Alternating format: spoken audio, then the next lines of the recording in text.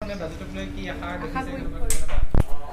ৰাইজলৈ মাননীয় মুখ্যমন্ত্ৰী মহোদয় নতুন চৰকাৰৰ এইবাৰ পূৰ্ণাংগ বাজেট আজি আমাৰ মাননীয় বিত্তমন্ত্ৰী ডাঙৰীয়া বাইদেউ আজি 3 বজাত দাখিল কৰিব আৰু আমি অসম চৰকাৰক আগতীয়াকৈ অভিনন্দন জ্ঞাপন কৰি থৈছোঁ।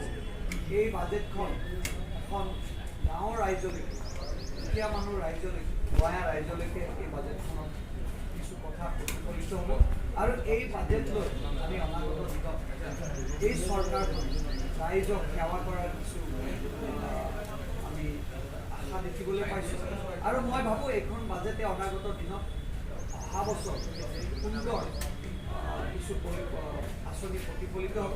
আপোনালোকে অপেক্ষা কৰক 3 বজালৈকে। 3 বজাত আপোনালোকে লাইভ যোগে এই বাজেটত কি অনুমোদন দিছে, বাজেটত কি নতুন সংযুক্ত কৰা হৈছে আঁচনিবিলাক এইবিলাক নিশ্চয় আমি আশাবাদী এই বাজেটখনে ভাৰতীয় জনতা পাৰ্টীৰ চৰকাৰখনক অনাগত 15 বছৰকাল এই মুখ্যমন্ত্ৰীৰ নেতৃত্বত আমি এই চৰকাৰখন সুন্দৰকৈ পৰিচালনা হ'ব আৰু কোনো নিখণ্ডন।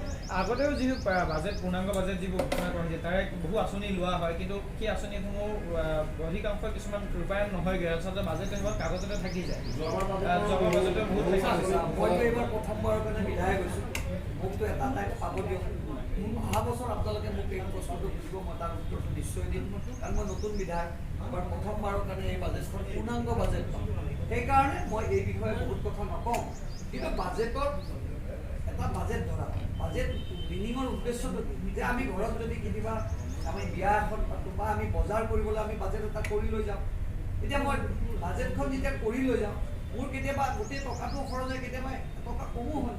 মই ভাবোঁ যে বাজেট এটা আমাৰ এটা প্লেনিঙত ধাৰ্য কৰা হয় আৰু সেই বাজেটত সকলোবিলাক যিমানবিলাক আঁচনি আছে সকলোবিলাক আঁচনি চুই পেলাই এই বাজেটখন এখন পূৰ্ণাংগ বাজেট বুলি কোৱা হয়। আপোনালোকে অপেক্ষা কৰক 3 বজাত আৰু অহা বছৰ আপোনালোকে আমাক সুধিব এই বাজেটখনত।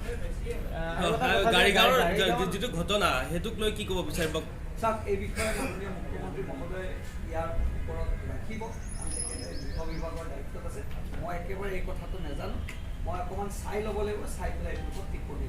কাশ্মীৰ এইখন চাব দেই আপোনালোকে, এইখন মানে গা শিয়ৰি যোৱা ঘটনা। কালিতো আমাৰ বহুত লাষ্টত যিটো শ্বট মানে যিটো গুলিয়াইছে টিভিখনত ফিল্মখনত বহুত আমাৰ মানুহে চাব নোৱাৰে, মই চাইছোঁ। কিন্তু কাশ্মীৰ ফাইল আজি হ'ব নালাগিছিল, কাশ্মীৰ ফাইল আজি 20 বছৰ আগত হ'ব লাগিছিল।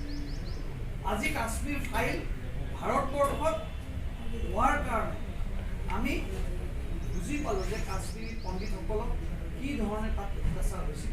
আৰু ইয়াত এটা কথা মনত ৰাখিব, অকল ইয়াত হিন্দু মানুহ বুলিয়াও নাছিল, ইয়াত সকলো জনগোষ্ঠীক সেই সময়ত অত্যাচাৰ কৰিছিল। সেইকাৰণে মই ভাবোঁ যে এই কাশ্মীৰী ফাইল চিনেমাখন আপোনালোকে সকলোৱে চাব। মইতো কালি বহুত আৱেগিক হৈ গৈছোঁ।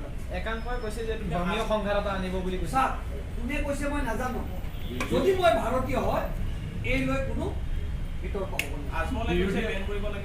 আজমলে চোৱা নাই চাগে চিনেমাখন, তেখেতে চালে বুজি পাব। এনকাউণ্টাৰটো কিমান গ্ৰহণযোগ্য ৰাজ্যত যিবিলাক চলি আছে এনকাউণ্টাৰ? কালি মুখ্যমন্ত্ৰীয়েতো কৈছে দোষীয়ে শাস্তি পাবই। মই মোৰ ঘৰৰ ছোৱালীজনীক যদি কোনোবাই ৰেপ কৰে আৰু সেই ৰেপিষ্টজনক যদি কিবা কাৰণত আইনগতভাৱে ব্যৱস্থা লয়, সেইটো মই ভাবোঁ এইটো কোনো আইনগত বিৰোধী কাম নহয়।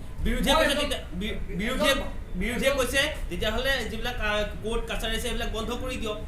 চাওক, বিৰোধীয়ে ঠিকেই কৈছে বাৰু কোৰ্ট কাছাৰী কথাটো এনেকুৱা যে এটা সময়ত যেতিয়া আপুনি এজন চোৰ আপোনাৰ ঘৰত যেতিয়া সোমাব, সেই সময়ত ক'ত কোৰ্ট কাছাৰী থাকিব আপুনি মোক কওকচোন। আপুনি প্ৰথম লাঠিডাল বিচাৰিব নিজে বাচিব, তেতিয়া যদি উকিল মাতে মোৰ আইনখন মোক দেখুৱাই দিয়ক, পাৰিব নেকি? মই আপোনালোকৰ ক্ষেত্ৰতে কৈছোঁ, আপোনালোকৰ ঘৰত চোৰ এজন ৰাতি সোমালে, আপোনাৰ আৰু আপোনাৰ ৱাইফ যদি অকলে আছে, সেই সময়ত আপুনি কি কৰিব? নিজক ছেফ দিব চেষ্টা কৰিব। সেই সময়ত ক'ত আইন থাকিব আৰু সেই সময়ত ক'ত আমি কোৰ্ট কাছাৰী থাকিম? আপোনালোকক মই যুক্তিটো সেইটোৱে কৈছোঁ, সহজ।